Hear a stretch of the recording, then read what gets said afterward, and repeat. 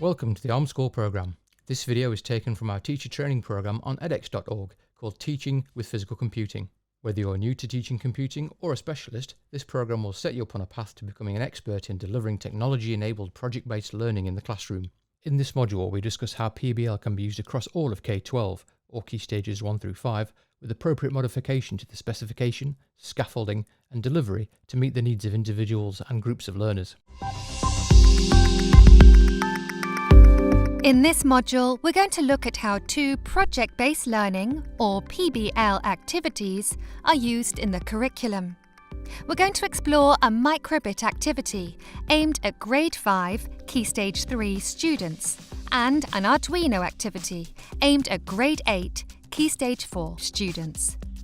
This module will demonstrate that a PBL pedagogy can be applied across all age ranges simply by adjusting the scaffolding or supporting resources according to the needs of the learners. The microbit activity is based on the Internet of Things and addresses one of the global goals for sustainable development. Students are given the opportunity to choose a goal of interest and develop a device which meets that goal. At the very start of the project, the students are told what problem they will be designing a solution for. This will become the basis of their success criteria. They are told that they will produce a design for a microbit-based product. It will be based on solving one of the global goals. They will produce a logo and branding for the product. And finally, they will present an elevator pitch. In the elevator pitch, you are given under 2 minutes to present your product. As you can see from the wide scope of the product, students will develop a wide range of skills, not just technical ones, but also soft skills like teamwork, communication, and resilience. Students will fulfill one of 4 different roles within the team. If this is being delivered as a one-off project, then students will be matched according to where their skills lie. If it makes up a larger scheme of work, students will rotate to experience each of the roles in different projects. The project manager will make sure that everything is completed on time, check that everything is complete, and generally manage the team. The engineer will design, make, and test the product. The developer will design the Input Process Output, or IPO model, program the microbit, and test the program. The marketing and communications person will ensure that the team communicates effectively, create the logo and brand the product, and write the elevator pitch.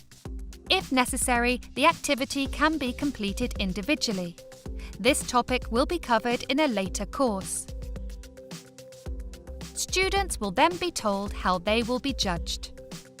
For this project, judging will be based on the idea, the product, teamwork, the pitch, how well they meet the success criteria, and any marketing materials that they produce.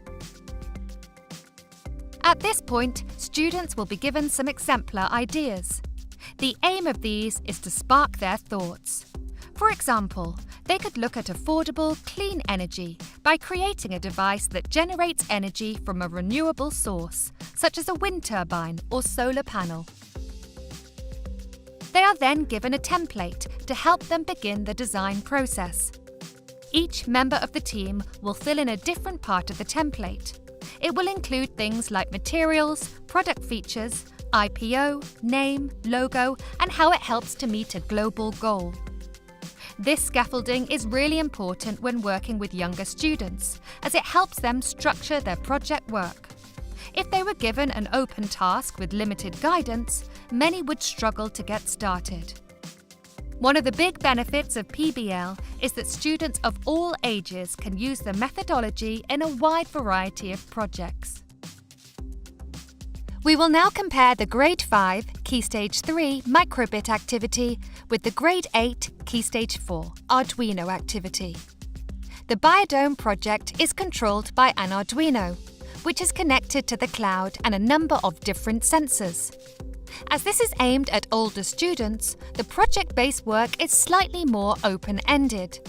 Students are taught how to take readings from the sensors, as well as how to connect a couple of output devices. Students are then tasked with identifying how the readings from the sensors can be used to control different outputs. It is left up to the student to identify which sensors they wish to use to control which output devices. They may develop their own success criteria as part of the planning process and will plan their algorithms using flowcharts or pseudocode. Students will have learned how to use different code structures in previous lessons. They are now asked to think about what they have learned so far and how this could be incorporated into their current project. This forms one of the key differences between Grade 5 Key Stage 3 work and that of older students. Due to the nature of project-based learning, the possibilities for what students can build are near limitless. While the overall approach follows a similar structure for all age groups, the amount of scaffolding and guidance offered forms a key difference. The final project in the Arduino scheme of work involves students using any of the devices they have covered throughout the module to build a global goals-based product. They are given the freedom to write their own success criteria and to use whichever hardware they wish to. It is likely that each team within the class will be working on very different projects using different hardware. They will code their solutions using a text-based language and then test them. They will also brand their products. As you can see, this is a very similar project to the one that is completed in Grade 5, Key Stage 3, but with very different levels of scaffolding and considerably more freedom within the hardware that they use. Of course, there will be different ability levels with Grades 5 to 8, Key Stages 3 to 4. It is for this reason that all of the tasks include stretch activities. This makes sure all students are challenged.